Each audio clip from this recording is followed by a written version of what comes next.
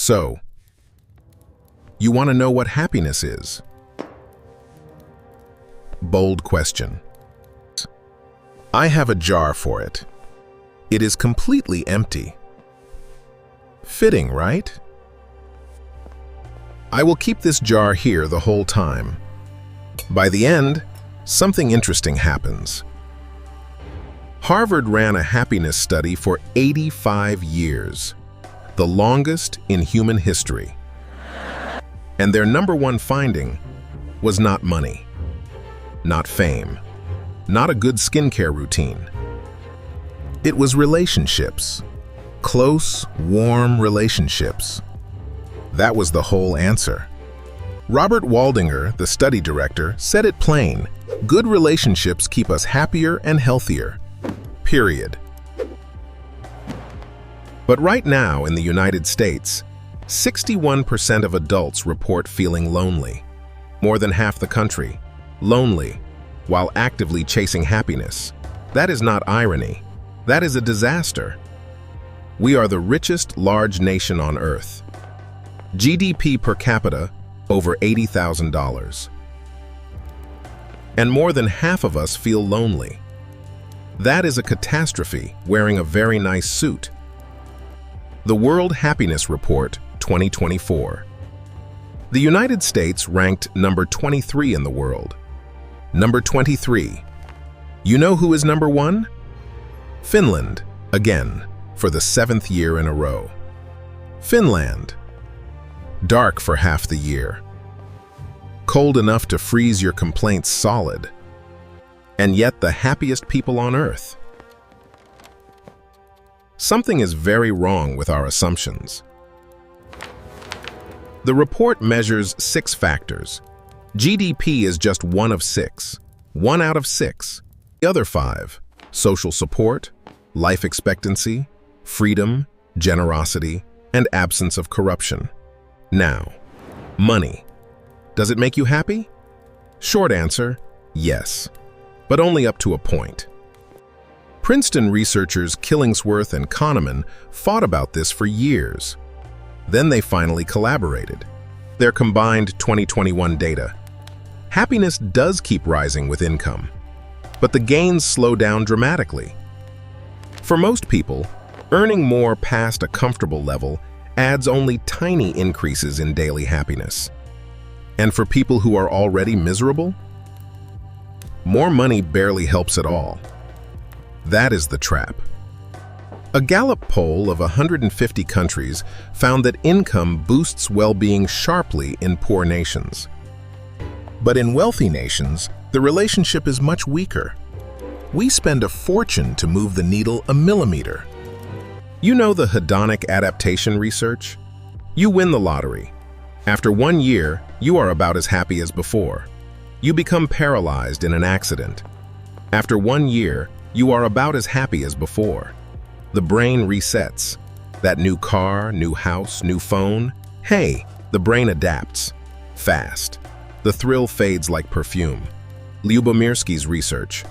Roughly 50% of happiness is genetic. About 10% is life circumstances. And 40% comes from intentional activities. Things we choose to do every single day. 40% that we actually control. Not our income, not our face. Our daily choices. Now let us talk about health. I am 72. I have personal experience with this topic, unfortunately. The Gallup Healthways Index found chronic illness drops happiness levels dramatically. Suffering is suffering. And yet, University of Michigan research shows people with serious chronic illness often still report moderate life satisfaction because they adapted. They found meaning elsewhere. Viktor Frankl survived Nazi camps and proved this. Even in maximum suffering, the one freedom nobody could take was choosing your own attitude. Physical health matters enormously, but self-rated health matters even more than objective diagnosis. 3 candidates, 3 suspects. Let us line them up and interrogate them properly. The OECD Better Life Index surveys dozens of countries across 10 dimensions of well-being. The United States scores high on income and education, but middling on work-life balance and community. Nordic countries score highest on social support and institutional trust. Trust changes everything. The Edelman Trust Barometer 2023. Only 43% of Americans trust their government. Compare that to 76% in Singapore. Distrust is a happiness tax you pay every single day. Now relationships. This is where it gets interesting and a little embarrassing for all of us. The American Time Use Survey. Americans average over 3 hours per day on smartphones. Meanwhile, time spent with friends in person has declined by almost 20 minutes per day since 2008. 20 minutes a day. Compounded over a year, that is over 120 hours of human connection. Gone. Julianne Holt-Lundstad at Brigham Young University. Loneliness increases early death risk by 26%. Social isolation increases it by 29%. Living alone increases it by 32%. Loneliness is medical. Obesity increases mortality risk by about 23%. We have entire campaigns about obesity. About loneliness? Not so much. We mostly just scroll past it. On the phone. In 2023, the United States Surgeon General issued an official advisory declaring loneliness a public health epidemic.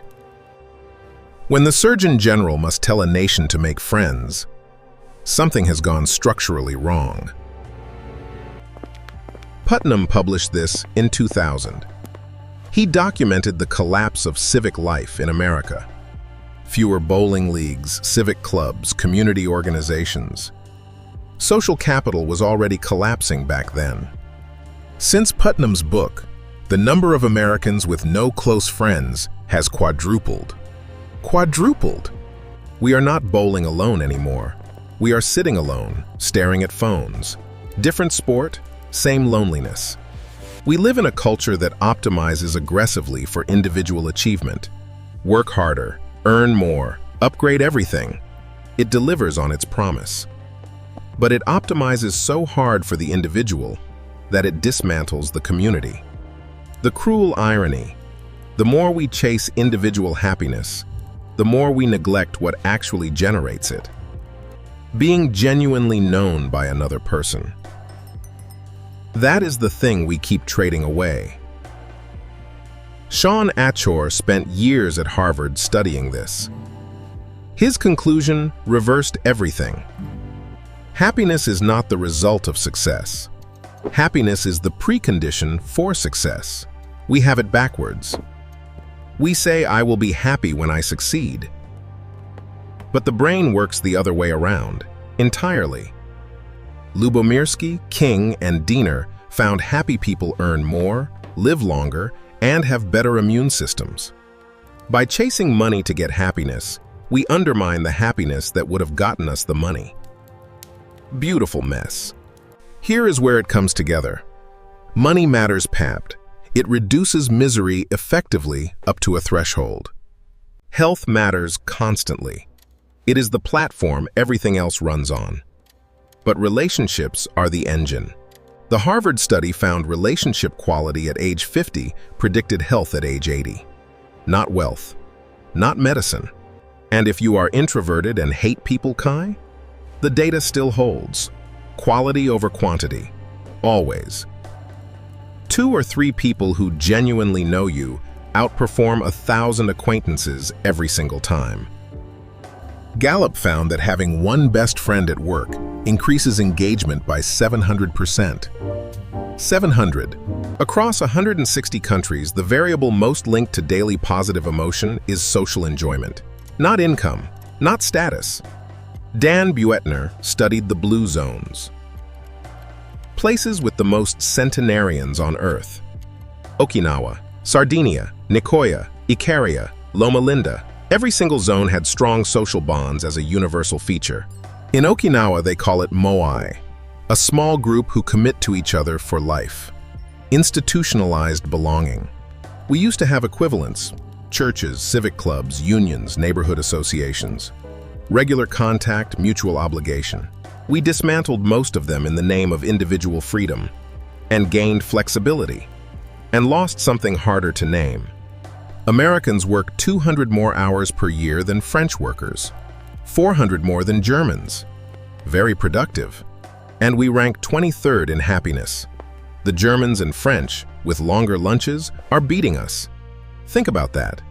The happiest populations have enough money to feel secure, plus universal health care so illness does not ruin them, plus strong social support, high institutional trust, and genuine community.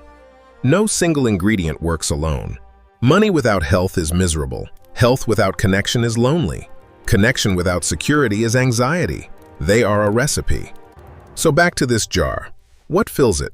After 85 years of Harvard data, Gallup, Blue Zones, all of it. A warm body next to you. A person who knows the worst of you and stays anyway. Work that means something, even on a bad day. Health enough to feel the morning.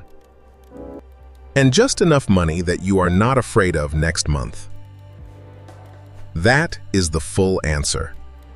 That is not poetry. That is what the data says. Across cultures, across decades, across methodologies. Finland knows this.